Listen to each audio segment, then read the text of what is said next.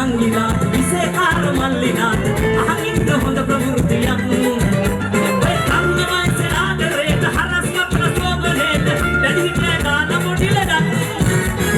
මේව හොඳට හිතට ගන්න ගණන් ගන්න එපා හොඳට ඉර්සියාව හින්දා කළ වැඩ